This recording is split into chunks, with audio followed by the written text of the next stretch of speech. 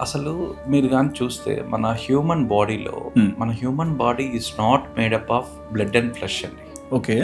మీరు చూసే ఏదైతే బ్లడ్, ఫ్లెష్, హార్ట్, లివరు ఇవి మాత్రం మీరు స్కాన్‌లో చూడగలుగుతున్నారు. అవును. సో నేను ఒక క్వెషన్ ఏస్తాను అందరికీ. మీలో హార్ట్ బీట్ గానీ, బీపీ గానీ, మీ ఉచ్ఛ్వాస నిశ్వాసాలు గానీ బ్యాలెన్స్డ్‌గా ఎలా ఉన్నాయండి? మీ బాడీ టెంపరేచర్ 98 డిగ్రీసే ఉండాలా అనేది ఎలా ఉంది? దానికన్నా ఓ 2 డిగ్రీలు తగ్గినా లో అవుద్ది. 2 డిగ్రీలు పెరిగినా హై అవుద్ది. అవును. బీపీ 2 తగ్గినా ఇదవుద్ది. 2 పెరిగినా ఇదవుద్ది మీకు. షుగర్ లెవెల్స్ ఉన్నాయి. మీకు నిద్ర లేస్తే ఇంత బ్యాలెన్స్డ్‌గా మీ బాడీని ఎవ్వరు ఏ ఎనర్జీ మిమ్మల్ని ప్రొటెక్ట్ చేస్తుంది? పోనీ మీ బయలాజికల్ పేరెంట్స్ ఎవరైతే ఉన్నారో వాళ్ళు ఏమైనా డిజైన్ చేశారా మిమ్మల్ని కనేటప్పుడు? నో. మీకు ఇంత ఉండాలా హార్ట్ రేటు, ఇంత పల్స్ రేట్ ఉండాలా, ఇవన్నీ ఇంతవరకు అబ్బాయి అమ్మాయి కూడా తెలియదు సార్ కదా.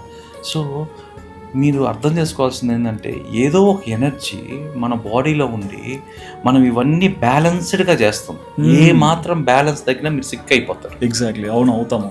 మీరు ఏది తగ్గినా, అవును, ఏ ఒక్కటి తగ్గినా, ఏ ఒక్కటి పెరిగినా ఆ సమతుల్యత అనేది మీ శరీరంలో ఏ విధంగా వస్తుంది? ఎవరు ఆపరేట్ చేస్తున్నారు నిద్రలేసి? ఎవరో ఒకరు ఆపరేట్ చేస్తుంటేనే కదా ఉంటుంది. సో ఎవరో ఒక 1%, 2% సిక్ అవుతారండి. రిమైనింగ్ అందరూ ఎవరి పనులు వాళ్ళు చేసుకుంటున్నారు. ఎలా చేసుకుంటున్నారు? సో నువ్వు నిద్రలేసి కాలు బయట పెట్టగానే మళ్ళీ నిన్ను తిరిగి ఇంటికి వచ్చేదాకా ఎవరు కాపాడుతున్నారు?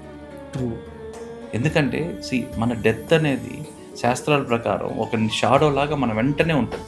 ఓకే. ఎప్పుడు మన వెనకానే ఉంటుంది. ఎప్పుడు ఎవరికి ఏది జరగద్దో ఎవరు చెప్పలేరు. అన్ప్రెడిక్టబుల్. అవును, మీకు గ్యారంటీ లేదు.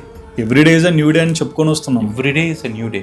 మీరు వెళ్ళి తిరిగి మీరు క్షేమంగా మళ్ళీ ఇంటికి రాగలుగుతున్నారు అంటే ఏది కాపాడుతుంది మిమ్మల్ని? ఎవరు కాపాడుతున్నారు?